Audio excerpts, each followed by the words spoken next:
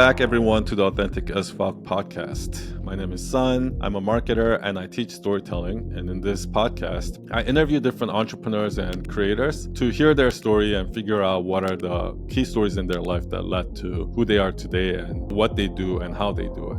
Today we have Jay, also known as JJ Live. Jay is an international speaker, a global PR expert, and he helps companies and personal brands use the power of media to position themselves as the go-to in their space. He's disrupting the PR space by creating a tech platform, giving people the ability to feature themselves in the media without paying the crazy retainers and all the fake fluff and hype. Welcome. Thank you so much for being here, Jay.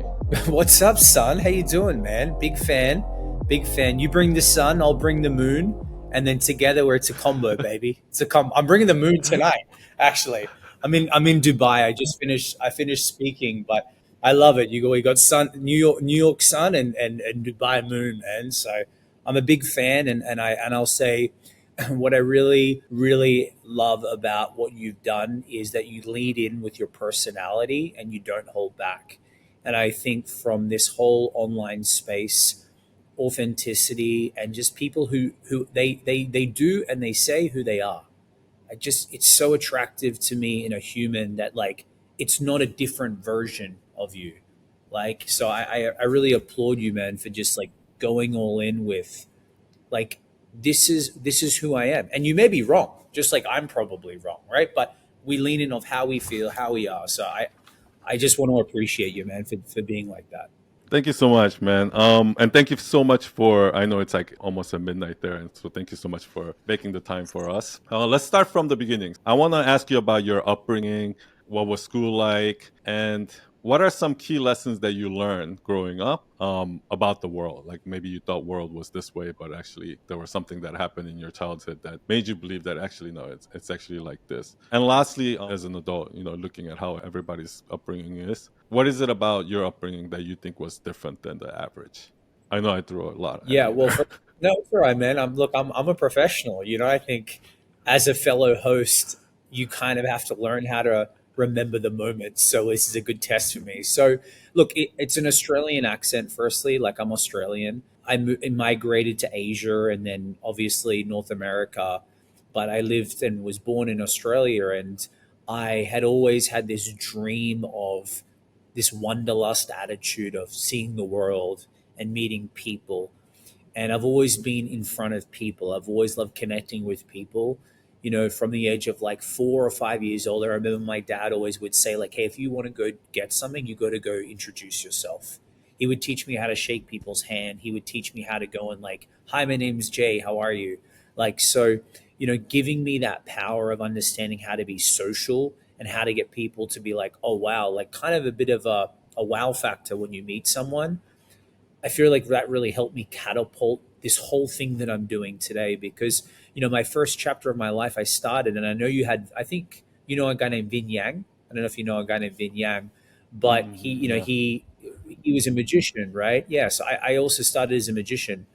And like, it's incredible the power of when you're a magician, you can break all language barriers.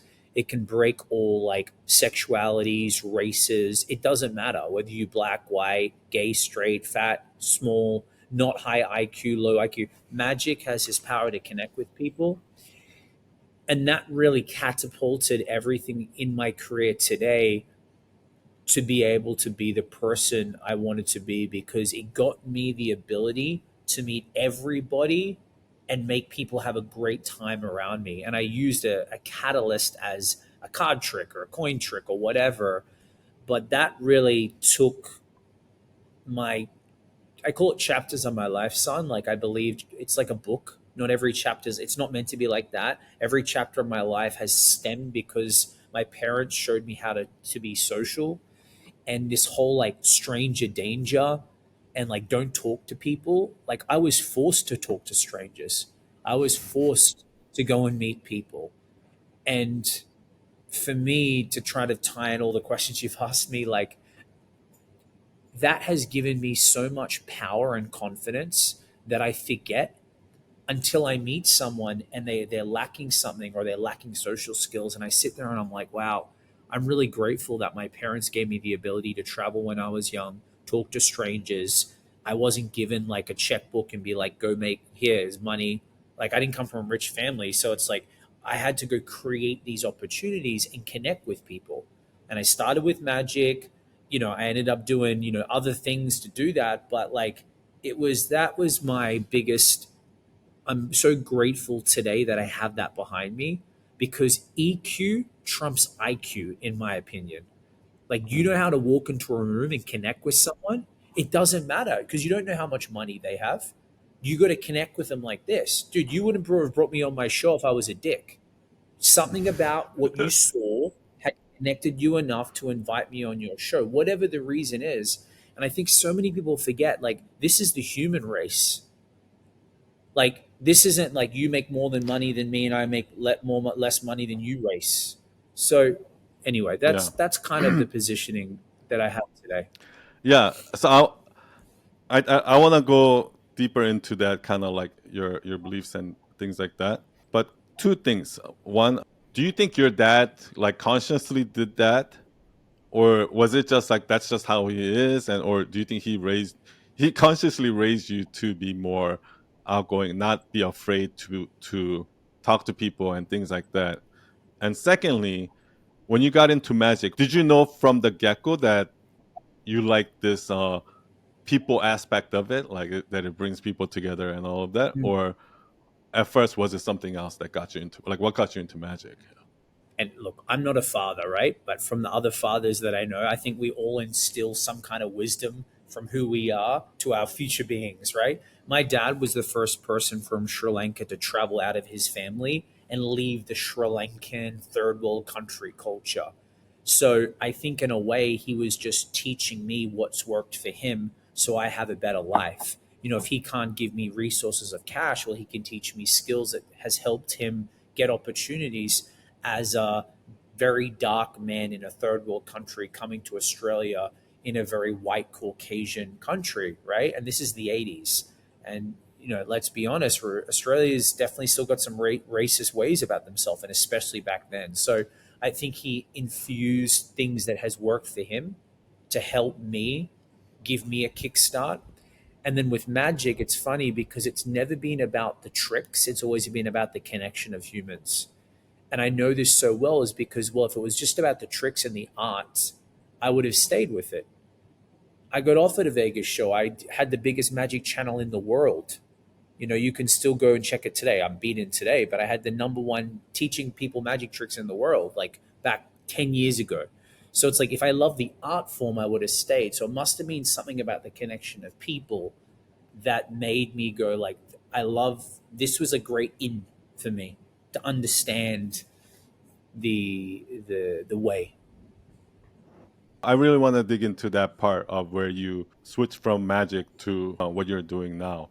But first, I agree with you. There's something about immigrant parents or just immigrants in general. They have this like risk tolerance, I would say. Like they have this desire to like take risk and go take a chance on something and things like that. And it sounds like your dad has kind of instilled a lot of that in you. I love what you said about magic because talking to like Vin and like magicians, I saw that there's a lot of similarity between magic and comedy, like stand-up comedy, and like a lot of it has to do with that showmanship and like also the connection of the people, right? Like when you show a magic trick, it's like whoa, it's like fascinating. It's like doesn't you're right, it doesn't matter what gender or color or religion you are. It's gonna be a universal human effect that connects them together. And I feel like comedy is like that, right? If it's something is funny, like you can't help not laugh, like you can't control that, right? And I feel like that's what brings humans together, that truth. I don't know if you've seen those videos of like monkeys, like they do a card trick and the monkey's like whoa, right? Like Yeah, yeah. there's something so pure about that, right? When when you see that reaction, I don't know if you know what I'm talking about, but No, no, no, of course, man. No, look. If anyone's gonna know, it's gonna be me than most of the world. Like I saw it all. I did it. That was my job. My job was to be the monkey sometimes at corporate events because I was the monkey. I was a well-paid monkey to bring up and uplift the boring accountants in the corporate event. They were talking about accountant stuff. They're like, "Get in there, Australia. Here's 2 grand. Let's run it." But it got me to understand the power of people And so many people are leading with this, I am this person, I have this watch, I'm like this way, everyone needs to be put into a, they have to feel, sorry, they have to be feel like they need to be a certain way to impress or be someone they're supposed to be. Magic would, comedy too, I did comedy, it would break that. You go back to the child life state. When you're laughing, it doesn't matter whether you have a Rolex, no watch, you're in a suit, or you're in a t-shirt. All you hear is the feeling of joy. You close your eyes, you hear joy, right? You look at someone laughing, you don't go, "Oh, and I'm laughing. Oh, what watch are they wearing while I'm laughing?" You're laughing because you're seeing them. It's contagious. So for me, man, it's a really powerful Mm-hmm. thing to see. Like, I've always loved psychology and NLP and all that stuff, but I've learned it from being in action for 15 years doing this. It's like I just love when people are just like true to who they are. Magic and comedy has this way of bringing people to a human state, like a child, right? You know, it's like when you see 8-year-olds play with each other, they're at that perfect age. Like, I don't know, it's 7 to 9. You know, those kids are at a perfect age. They're so pure. They're pure. They don't look at a human and they're like, I like you. I don't like you. I'm like, that for me gives me so much hope that people just deep down just want to be connected to, and they want to have a good time. Right. But I feel like so many people put this facade on and like, Yeah. so yeah. Can you kind of take us through the journey of you growing your career as a magician? And I think you got pretty big, right? Like Yeah. you had your own show, and Yeah. next we'll talk about the pivot from there to the next career. Yeah, dude, I moved, I went all in. I moved to Asia. I was living in Asia, and I was doing that whole chapter of like being a magician but trying to find out what I wanted to do. And like magic would always give me gigs, but dude, I struggled for a long time, man. I struggled like I struggled like every person in show business for so long because I didn't really understand how to do the business part. But in fairness, I was also growing and finding out what I wanted to be and who I wanted to become. Like, I didn't just go from magic to speaking to PR. Like, there was no like that. It was like magic, running a nightclub, being like a casting agent in LA, modeling, magic, speaking. It Mm, was always like intertwined, right? But then, I moved to America in 2017. I said to my dad, listen, I got to go to America because I need to be in a country full of opportunity, right? And I believe that America really is like opportunity central. Now, depending on where you're at, maybe it is not as much for some people, but I still believe that. So I got to America in 2017. I was like, great, I'm going to go build a magic career, be a TV host, live that LA lifestyle, right? Like, be like what everybody does. And I got there, son, and I'm like, oh, LA is so overrated. Like, is this what was sold to me in the movies? Like, it's not as glamorous and as exciting as people think. And it's very dark and it's very dangerous and it's very facade driven. And coming from someone who's always been a person who lives in joy and lives in connection and just like good vibes, just like just good people, that's very opposite than LA. And I didn't know that because you don't get sold that dream. You come to Hollywood and make it. And it's like, okay, but you don't see, oh, there's a system here. It's probably like going to New York and being a model. I used to date this model and mm-mm, she was like wanting to go to New York and doing and mm-mm, she was like, Jay, like it is so mm-mm, ugly, you don't even understand. I said, well, I get it now because I was in LA. It's not 1 2 equals 3. It's like 1 + 1 mm-mm. equals 4 minus 2 plus 1 Yeah. plus you got to do this. Like, it doesn't make sense logically, son. So I did that, man. And there's so many more stories. We'd be here for hours, but I was tired of playing the puppet and I wanted to be the puppeteer. Mm. Ooh. I think okay, I wanna go back to that, but a couple of questions. So first, like it sounds like you were while you were doing magic, there was other stuff that you were doing throughout your life. Did you always? But at the end, were your end goal was at that time magic? Like you want to Yeah. make? Is that why you went to LA? And then secondly, when you went to LA, and you said it was overrated. Like I grew up in LA, and then I moved to New York. So I'm very well aware of the fact that like LA is not some fantasy place where you come here and you're gonna make it as a in Hollywood, and New York is not some place where you're gonna come make it as a in finance or in fashion or something. It's just not. I saw how competitive those industries were in those cities, right? But I do you think people from outside look at these cities and be like, oh, if I just go to LA, that's where I need to be to Yeah, make it, yeah, of and course, man. you know I, like how many yeah, people have that experience? yeah, of course. Well, Ben, and you know what? I'm so happy I made that decision because look, I spoke about this to someone today, right? You got to be in the best city or the best country wherever in the world to at least get the most opportunity to get what you want, to be who you ever want to be, right? Like if you're in South Korea, 3 hours north, and you're trying to be an actor in LA, are you crazy? Or you want to be a Hollywood actor, you got to go to where the the hub is. So I think like no, I think you should go to the exact city where you want to make it the best place you can be. I just think where a lot of people didn't see, except for me, man, is like, oh, it's not how it's got told to me on how it's not a linear way to make it, right? I could go into the whole Hollywood game, dude. It doesn't make sense, right? Fashion doesn't, it doesn't make sense. You're a good person, you do good work, you have an agent, you'll get gigs. No way. It doesn't work like that. Like there's so many more intricacies to the deal and success and fame. And then fame is a whole different game too. So anyway, I know that you asked me, you kind of asked me like, you know, the Hollywood LA. I think a lot of people just don't get it. But man, I got to LA. You know how many people can't even get to America? You know how many people they reject every year? Like, That's exactly what I was going to say, is that I think the filter itself, the people who make it there, just the sheer fact that they left to get there is yeah, almost, it's similar to like your dad leaving Sri right. Lanka to come to Australia. It's like that shows a character trait in itself, I think. Is, you know what I mean? It's almost like, it's not that Harvard gives such a great education. It's that the filter of people getting into Harvard is a better, uh, it's more important than the education itself that Harvard gives. Yeah, And so I think there's something to that. The fact that you actually did go, yeah. Is there anything you want to add to that, by the way? dude, I'm a speaker, man. I can speak for hours. I'm trying to hold my tongue. You know, you get me all excited about, the stories in LA. Dude, you're 100% right, man. I think let's be optimistic and be positive and look at what those experiences gave me now.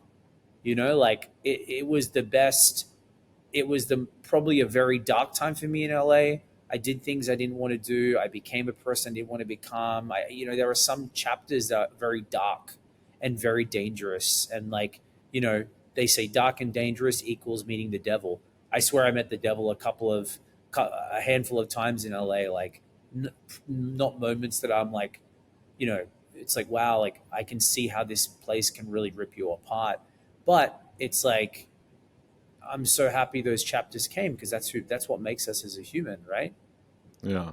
Can you give us some examples of like some moments where you felt like, oh, this is like evil, and I'm not willing to like I'm not willing to do this. Like I'm not willing Yeah, to compromise, yeah. I think or yeah, look, I think anything it's like that. different Yeah. for a male. Like I'm not gay, so I'm a heterosexual male, and I definitely was in LA and I had opportunities. I was a TV host, and you go to parties, and it's exactly kind of like how people explain it. It's not seen, but it's implied. And if you kind of play their kind of ping pong match back, you want the cookie, you kind of have to do a couple of things. And it's just like, I don't, Mhm. I, I don't, you know what I mean? Like, let me be like really raw.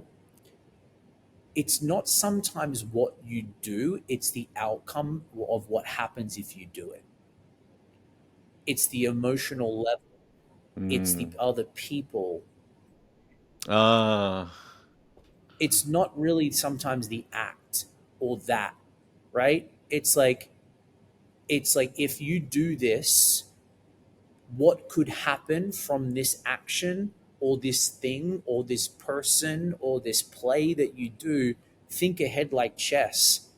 And the problem is, I don't know, man. I've always been pretty self aware. It's like, it's not, it's not going to be a simple thing. Like someone's going to get emotionally attached. Someone's going to say something. LA's full of emotions. What happens if I don't get what I did to get there? So it's like, there were multiple times where it's like, yeah, this doesn't make sense to me. Like, I don't see this making sense. And I'm like, I'm also going to become Mm. someone I don't want to be. I'm going to have to do things I don't want to do. I don't want to lie. I don't want to be with, like, it's just, Yeah. there's a lot, there's, without going into detailed stories, but I think you and the viewers get it, right? Yeah. You're Yeah. put Yeah. in a position where you have to make a decision, which door are you going to open and go down? And the thing is, you can quickly peek through the Yeah. door and go, yeah, I don't know if I want to play that world, because I don't see myself coming back Yeah. from that place. Yeah. I feel like so many people actually get sucked into that world though. I feel like so many people are like they see the red flags, but then they're like so tempted by the fame and the success that they go through it anyway, right? Like without really giving a second thought about it. So what happened from there? Where did you decide to leave LA? Like what's the next chapter of your life from there?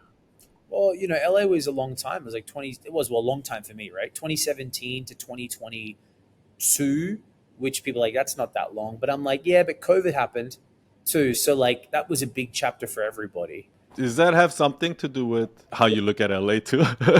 Yeah, yeah, yeah. But it was 100%. To skip ahead, I got offered to do a Vegas show as a magician. I got the whole thing that I could be as a magician, and I'm like, I don't want to do this life. I've seen success, and I know all the biggest guys, and they're like, is this the? I said I can hit the level of success if I keep going. I don't want their lifestyle. I'm not doing it. I'm like, is this it? I saw it. I'm Mhm. like, I know how much money you make. I know what you're doing. Like I look at your life. I'm like, I don't want to become you, and I'll be put into a box. I don't want to be that. Mhm. I'll be sad. So I said, okay, I'm going to start like also speaking and all this kind of stuff. Get away from that. And then I was thinking about speaking, man. And then COVID happened, and it was the best thing that happened to me, because I had to stop and realize, what do I really want to do, not what do I need to do to make money. I'm such a creative man like you that, like, I'm run off creativity. I'm not run off like, how can I make $10,000? I'm just my body. I'm not run like that, right? We all need money to survive, son. But, like, some people love it. Some people love going, yeah, I made 50 grand today. That has never given me a feeling of joy of like, yeah, like, I've done that before, but it's like, I didn't, I'm like, man, I put this thing together and people came and, like, we created a video, and that, like, that gets me excited. So, Mhm. COVID happened, right? And then I had to pause, like we all did. And then that's where it transitioned into the PR and the business and all that fun stuff. Were you always doing PR Oh, even before yeah. that? Well, Like yeah. I've always been self promoted. See, that's the thing. I didn't have an agent. you doing your Yeah. own PR? Yeah. And Okay, I yeah. think people, like, some people will like this. PR is not what people think. PR, people think, oh, I'm in press and I'm on Forbes and TV. That's not PR, man. You know what PR is? It's people. It's people. It's relating Mm. yourself to the public. That's what it is.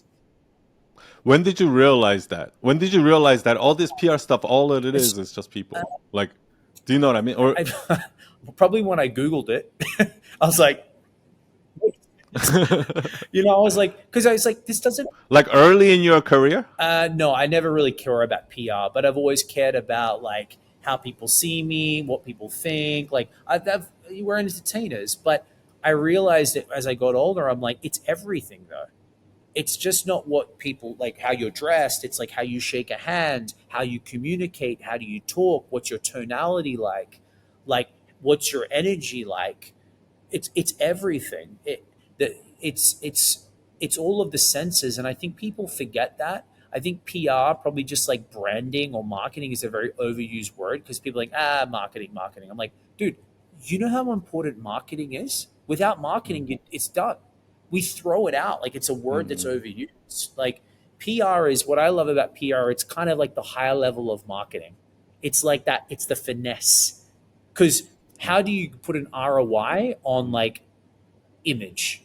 You kind of can, and you know this being in designer, right? But it's harder than like you give me $1, I make you three from leads. PR's like that. Like, what is the ROI on trust, son? What is the ROI, man, that you walk into a room with your community and they all want to like give you money and give you time? What is that? What is that ROI? You don't That's know. that's PR, man. You've built this trust machine that Yeah. people trust you. I love it. It's so high level stuff that I love my brain goes to. So I just get fascinated Hmm. by strategy. And oh, if they do that, this will happen, this move will happen. It's like magic. It's a puzzle. So Hmm. yeah. So it sounds like you learned all of that from promoting yourself, and then when COVID happens, you're like, oh, take a pause, and then you're like, oh, I can do this for other people, and that's kind of where you went Yeah, all in on. great. Yeah, great transition. When COVID happened, people did that. Everyone was at home. Personal branding started to become a phase, a phrase. I'm sure it was around probably longer than that, but people started to go like personal. Like, tell me if I'm wrong, son. Was personal branding a phrase 6 years ago? I never heard about it. Was it a thing? Yeah, yeah. No, no, it's like it started very small, I would say, Right. around that time, and now it's like Yeah, everyone's like exploded. personal Yeah. branding, right? So like people started to realize, oh, I'm a lawyer. I can start promoting myself, right? Because no one could promote themselves because they were stuck at home. And I think that's where this thought leadership, X being an expert, having a personal brand kicked off because we were all online. And I said to myself, well, I've done this personal brand thing for me for many years by myself just on the run on the rogue. I could probably teach other people how to do it. So you realize like that everybody wanted to build personal brands, and you wanted to kind of help them. Look, man, I think help is the wrong word. I think I wanted to survive, and I saw an opportunity, like to be Okay, like, oh, okay, okay, I okay. can turn this. Thank you Like, for being honest. let's be what your podcast says, authentic. Yeah, let's be authentic as fuck. Like we all wanted to make money. We all had to figure it out. So I said, well, let me take my skill set of what I know how to do and guide people and helping them do that. And then I started to build and like I never built an agency. I hated the idea of having an agency. I was like, I'm not an agency guy. Like I'm in an office. But I started to fall in love with, for once, turning the spotlight on someone else than myself. I loved the idea of making someone else shine, and I was the puppeteer instead of the puppet. I was Mm, controlling the game, but doing it from a way to help them. And I saw them come alive and got the media and press and television and influences. Like it's all vehicles of media, it's all attention. mm, And it was cool, man, because I'm pulling all these strings and I'm like the wizard in my computer. And I'm like, this is cool. And you get paid. mhm. But you're also the puppet because you're also the face, Yeah, of right? Because course. you do speak. Yeah. So you're kind of like both. I think to have both of that side is such powerful because most people only have one or the other, right? Because I came from the other side of you, right? So you were like the face, and then now you were the puppeteer in the background. I was actually always the puppeteer because I've always been, working for clients. And then I had to come to the spotlight, and like I wanted to become the puppet. But I think there's benefits to both, right? The having the exposure and having that, like I wouldn't be sitting here probably talking to you if I didn't have built some sort of Mm, online presence, and yeah. also like having the skills and the knowledge to be able to actually help people too. I agree. Yeah. Anything interesting that you learned running an agency and doing work for clients? Any like big myth that was broken, or like any big lessons you learned in running an agency? Yeah. Yeah. Rule number one, don't give in just because they're paying you money. Period. Mm, We're all done it. Like just because they're giving you money doesn't mean you're a slave to them. I'm like service 101, but like we all do it. I'm here for you, this. They actually lose respect. You're actually doing them a disservice by treating them by being that way. Son, you and I are the experts. That's why they're coming to us. Your doctor doesn't go, hey, what else can I do for you? Like, I'll be here for you. He's like, take this, take this, take this, right? And you're like, okay, well, what about this? No. But can I pay you? No. I think that comes from a level of confidence now, and you have this because you've had it in agency, and I've worked with enough clients. People will test you, and they'll push you, and they'll try things. Right? Sure, that's humans, right? That also shows me their character. I'm also not gonna. We're a stone. You try push, I'm still staying strong. And I think a lot of people, and I hear it all the time, they give in so easy. They're not willing to say no. They're not willing to say, hey, we don't do that. And you'd be surprised when, and it takes time, man. And I know how it feels because we like, oh, I'd have to pay rent, and it's my rent's 3,500. They're going to pay me 3,750. Great, I can use that money for food. I've been there multiple times, but it's like one of the hardest things. You've got to be like, I don't feel right about this, and I'm not going to do this again. I'm not going to give in. I know my value here, and I've got to figure out a way to say no. And it's like you got to attract the right ones, and you got to get rid of the wrong ones. Yeah. Have you had bad experiences like with that before, earlier in your agency with some clients? Absolutely, man. Yeah, Yeah, me too. yeah, because man, you know where I think any person in the service business has because it's no, there's no handbook on how to manage a client, especially when there's so many moving parts of different services and how you're supposed to treat people because you want to over deliver, but also you don't want to be a slave to them. But like you can't read that. Okay, over deliver, but don't be Mm, a slave to them. Or what is like, and I think you have to go through a lot of growing pains, and you also have to be okay on like it's okay. Like you're not meant to marry everybody, and a lot of the times, man, too, and you know this. Some people don't want an agency; they just want a babysitter. They want an employee. mm, They want to use you as a sounding board or a punching bag because of their own personal problems. And these some people never will be happy. Some people always will be cheap. Some people you could give them Jesus on a stick and they'll be like, Jesus is not big enough for me. Like they never will be mm. satisfied in any person. So I've just realized, and I'm sure you know this, if you know what your like your best things are that you do well and you've done it and you can kill it, then just do that part and like don't like that's your thing. Like Yeah. own that. I also found that when you are firm and you do show your expertise, what ends up happening is that same person who was not confident, who was like kind of catering to the client, who would have presented a work, and the client's like, "No, I don't like it." Blah blah blah.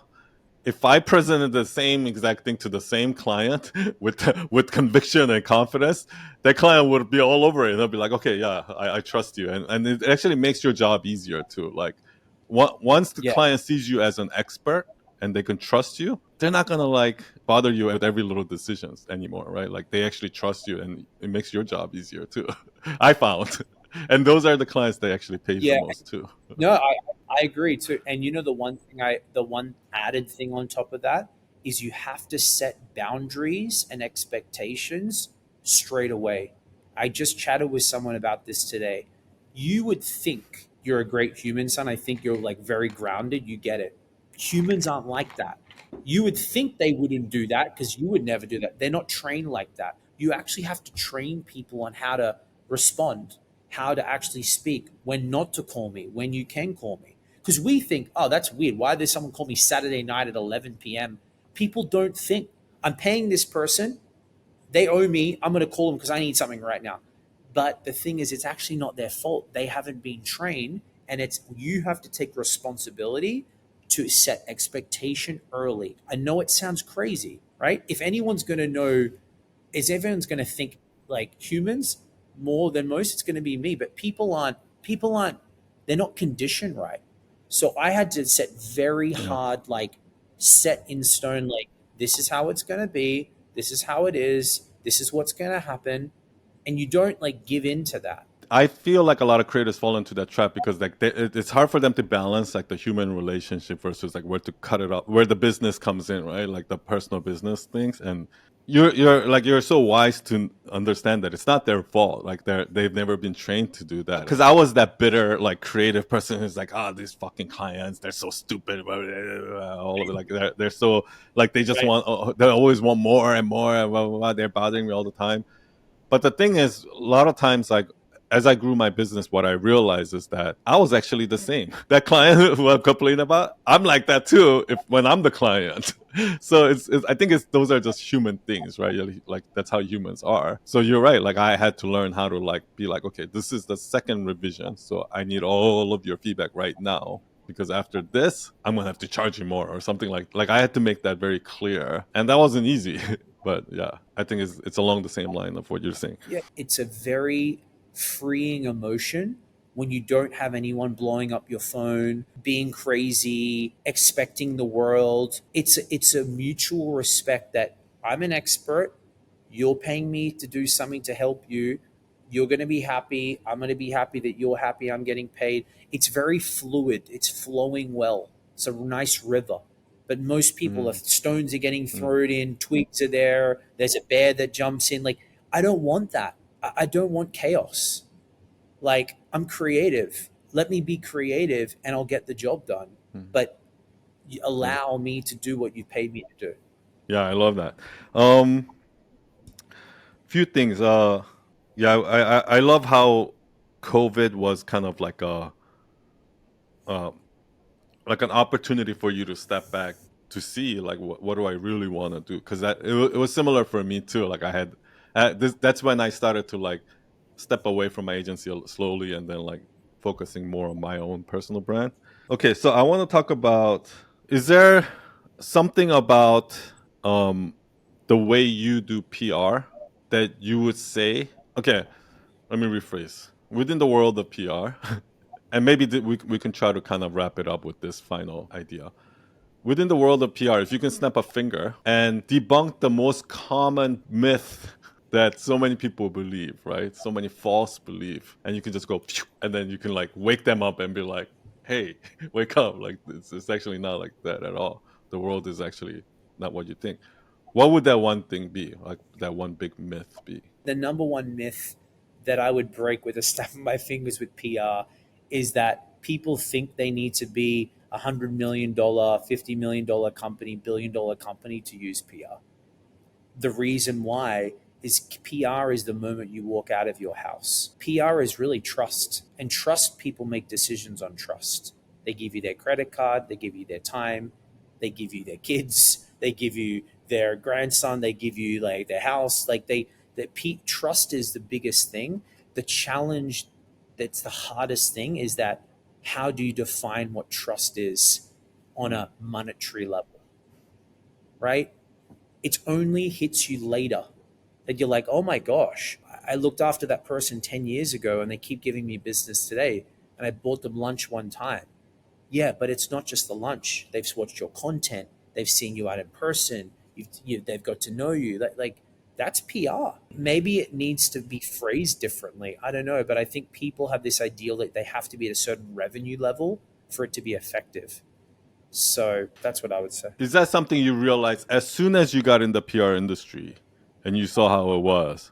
Was that like obvious to you right away? Or was it like you worked in PR for a while and slowly it was like, huh, PR is not like everybody thinks PR is like this. You know what I mean?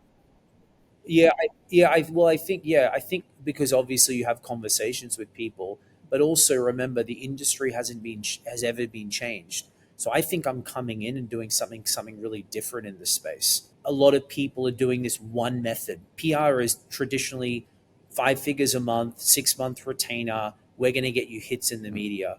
That was probably great 15 years ago when media was like Forbes, Good Morning America, this. That was the only big traffic sources of media where people would go and get their information. Son, there is, like, you are a media station. Like, you have eyeballs. Mm. You're classified as media. So I think the industry now has changed where everybody can get their attention from. So I think, yeah, you're right. I came in and I'm like, I think this is wrong. This is not correct. We're selling it the wrong way.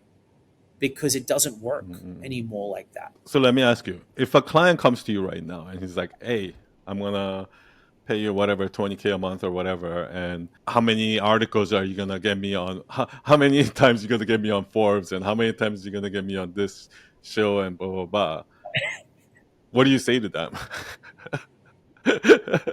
You know what I mean? Like, what do you say to? Because that's Uh, what they're used to, right? They're used to spending X number of uh, dollars a month. yeah, I'm pretty good at sales, man. So, and people. Sorry, I should say I'm really pretty good with people. I think the first thing is I would go, okay, okay, okay. Like, listen, money aside and like deliverables aside, like, son, let's just be real with each other. Like, what's your expectation on PR? What do you see as success? I need to know their version of success. And then do I have the right tools to get them there? Dude, a lot of the Mm, times I'll throw someone off to someone else. Oh, you want leads? Oh, why leads? Oh, because we need cash. We're trying to find leads. PR isn't for you because PR is a positioning, it's an authority, it's a credibility play, it's a become the expert, but that's not a direct lead to lead. You need lead gen. So Do you ever have you probably paid media is going to be the fast. Yeah. Do you ever have somebody who comes to you and be like, "Oh, like I need leads, but like I want to do this anyway because like just out of ego, right? Like they just want to be featured or something like Yeah. that, right? And so it makes no business sense, like, but they want to do it anyway. Like, do you have people like that? Yeah, you know, it's funny you say that. Yeah. Yeah, of course, man. Yeah. And like it's hard, right? Because I probably lose out on more deals than some other people because I don't push something if I don't really feel like it's they need it. Like I Mm-mm-mm. truly care. I'm like, you don't I need would that. still push that. I personally would push Yeah, that, okay, yeah. but I would Maybe just like you tell them. But I yeah. would tell them straight up, be I like, would yeah, "Hey, no, this is just you know, purely to fill yeah, your yeah, I'm with ego. It's gonna have zero impact in your business. no, of But if you course. want it, Yeah. I'll still do it for No, you." I've had someone who's like, I want to be in Forbes. I'm like, well, let me make that. Let me see. But I'm like, why do you need it, right? Why don't you use that money for lead gen? And they're like, no, I want Forbes. I said, okay, I'll give this to you, but I'm just going to be very clear that the money that you invest, if we get this to happen, could make you more Mhm. money and more growth. But if you want it, I'll do it. And they're like, yeah, I Yeah. want it. I'm like, that's cool, whatever. But I need to come from a place of like just personal feels that like I didn't shove something down their throat when I know they didn't need it, you know? So let me share Yeah. this with you. Imagine if guys that like own Lamborghini like, dealerships said to the guy, "Hey man, you're not going to get laid because you're driving a Lamborghini. Just so you know." He's like, "Yeah, yeah, but I want it anyway." No, no, no, but you can't have the car. Like you can't have the car because you're ugly. It doesn't mean you're going to get girls, you know? But they're not going to do that. Yeah, yeah, yeah, yeah. Come in, come in, come in. Such a Take a great seat. analogy. Yeah. Yeah, I guess that's kind of how people are. Yeah, Yeah. I've actually had the reason why I ask is because I've had that a few times, and I used to always, when I was younger, I used to turn them down. I'm like, okay, go somewhere else, blah blah blah. But then, like later on, I realized that there are some people who I'll tell them straight up, like, if you want to spend $100,000 with with us and make a website, we'll gladly take your money, but it's gonna not have no impact on your ROI right now at your current state, like because you don't have revenue or whatever it is, right? Mm, And then they're like, I still want it, like, and like it's because like they want to show off to their friends and stuff like that. sure. And now I just do Yeah. it for them because I still think that you're providing some sort of a value, right? It's no Of different course. than charging seven thousand Of dollars course. for a Coach bag because it makes somebody feel better carrying a seven thousand Dude, dollar of bag, course. right? Yeah. Like, Yeah, dude. Yeah, 100%. Her maze doesn't question the woman why she's buying the bag. They're like, "Do you want one or four?" Right? They don't care. You know what I mean? Like, trust me, yeah. But it's different. We're also in the service-based business where people refer us good people. We also don't want a reputation where it's like, hey, son sold me this freaking website. I thought he was going to get me leads. That starts going around the circles, right? That that yeah, that will get to yeah. people, right? That's So why I'm I clear think up I front. think I'm like, yeah, I'm clear that I don't yeah, recommend this for you, but I'm willing yeah, to do it for you to yeah, fill another sure. need, to scratch your Yeah, ego if that's what you're willing to pay yeah. for. I'm with you. I'm fine I'm with the same. that. I'm, I'm fine with that um, too. Yeah. yeah, this is amazing. So, like, what do you wanna, if for people who are entrepreneurs, they want to build a personal brand and they wanna do PR, right? And they want to learn more about PR. How do they find you?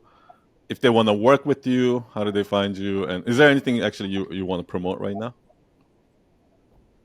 Well, yeah. Like the one thing I want to share is so you kind of mentioned at the beginning of the video that traditional, let's say, public relation firms, they're charging you usually five figures a month. You pay a retainer, and it's kind of a lot of you're sold on hype and hope, right? Let's see what happens, right? Because I get it. They have to pitch out. Let's see what sticks. Let's curate the narrative. I said I got to change this. I said people want something as an outcome. I don't want to pay for hype and hope. I want to pay for a deliverable. So what we did is we created a tech platform. Think of like a fast food menu for PR.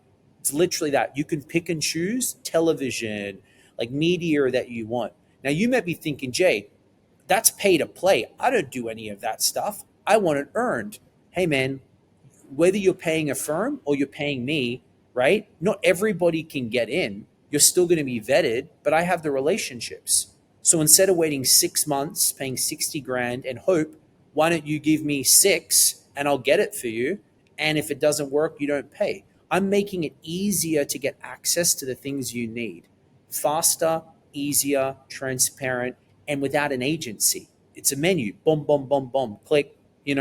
So we did that, and that's been really disruptive. But son, just to be honest with you, we're getting a lot of hate right now because we're coming into this space disrupting the industry. We're doing something that people are like, this could never happen. And I'm like, hey man, why don't you work with the times? Like this is changing and you're staying in the old way and I'm bringing the new way to the game. Right? Hmm. It's as I said, it's not just press or TV. It's like giving people kind of access to attention that they could only get by either pitching or working with agency. I'm giving them all these things that we're adding. Influencers are going to be coming on soon. TV, right? Specific other ways of promoting yourself. I want it to be a pick and choose menu. So you give And they people, pay. they pay. So I say, oh, I want to be featured on, you Yeah, know, whatever. Forbes or whatever, Yeah, right? yeah, And then does it tell you how much it is, like the yeah. price? Yeah, all transparent, one Hmm. price, everything. Obviously, we have to soft check. Not everybody can buy Forbes because that would Hmm. ruin the touch, the brand. But Hmm. now we've taken the friction away of having to like, let's see what happens. Whatever reason you want to be in Forbes or you want to be on TV or you want to work with this influencer, I don't care. Like, Hmm. you want something, I've got Hmm. it. You pay a Hmm. premium to get it faster, but you get it and you're happy. And it's tech, it's on a platform. You don't have to do the agency thing. Like I I have seen like something similar to that, like Yeah, where you can like I guess buy placement in articles and things like that. And here's what I think of those. Like a lot of people underestimate the value of having been featured in Forbes, not just because of the exposure that it brings, because I think that's actually not that big unless you're like yeah, getting you're in the son. cover or Right, something like that, right? right. But just being able to say that you've been featured in Forbes brings a huge credibility to your brand already. Like I know from building websites that there's like a huge significant difference when we on the homepage above the hero Yeah, when we say featured in well, versus trust. not having that. Like it's a completely different like a mindset that that audience is everything they read after that on their website. I'm looking at it from like this nobody scammer kind of perspective versus like, oh, somebody that's trustworthy. Like, and everything hits differently. So like I understand the importance of that. And that's like a value that you can't calculate. Like, how do you calculate the return ROI of a Forbes logo on your homepage?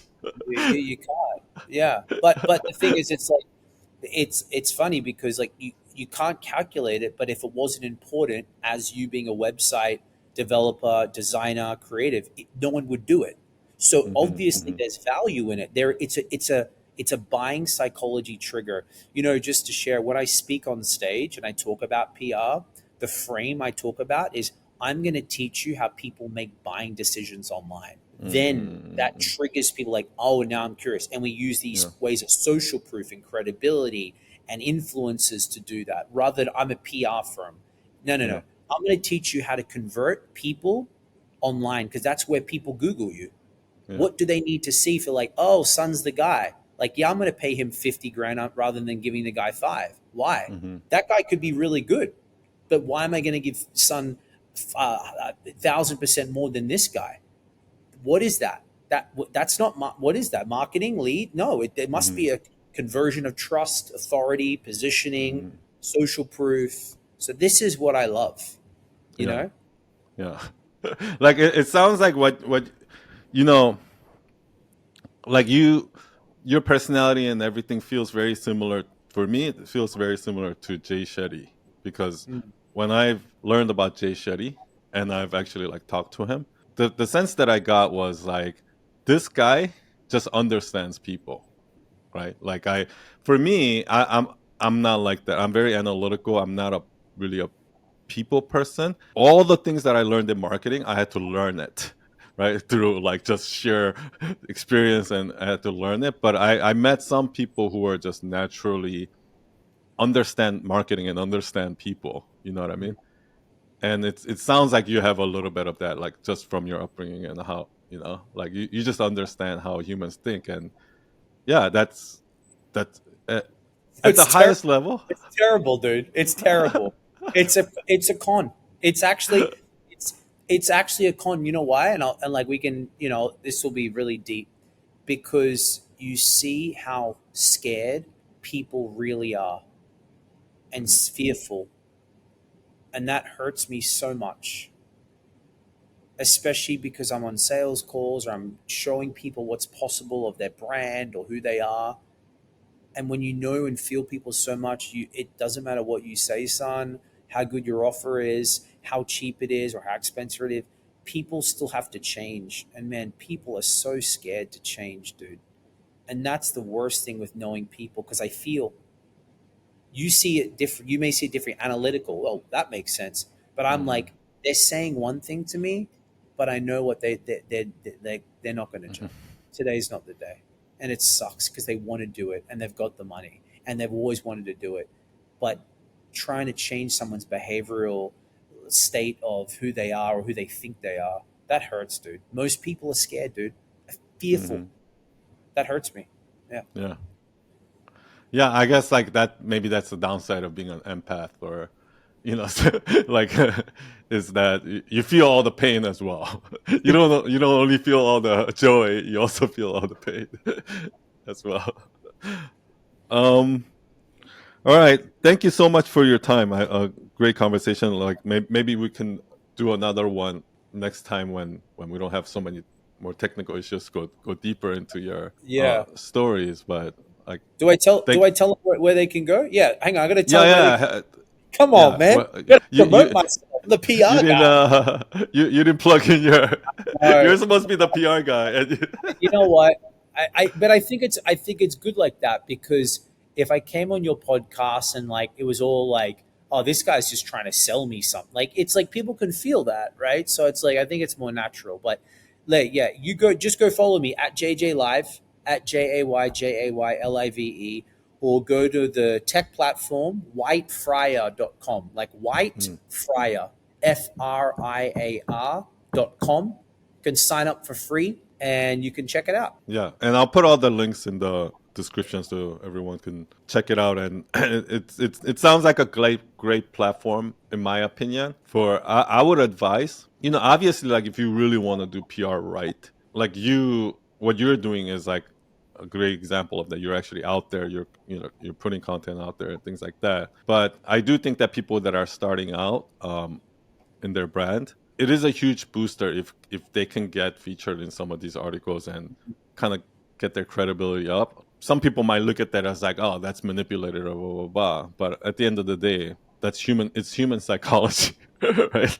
Like if you really want to rely on your skills, then go into a job interview in your bathrobe, why do you wear a suit to your job interview, right? Yeah, Because yeah. Why it's are work. you wearing makeup? Oh, that's been then why are you wearing makeup? Like, Yeah, don't start with me on the what's right and what's wrong, and that's a trick. I'm like, hey, you know what? Play the game or don't play the game. Let's not get yeah, caught up in our emotions because it will never make sense. Marketing doesn't make sense, right? yeah. Like it doesn't. It's like that's a trick. They're saying that like it does. It's gonna mess you up. Yeah, you can't once you go down that rabbit hole. I think for me the golden rule is like I can sense it when something is like, okay, this is not ethical or something like that. Right. I can kind of, I think your heart knows. You Yeah. can feel it. Yeah. Yeah. um, but yeah, thank you so much. Thank you for your time. I know it's late there. Let's definitely do a part 2 at some point. Part two, baby, with Mr. Look at this balloons come up. See, you put I this know.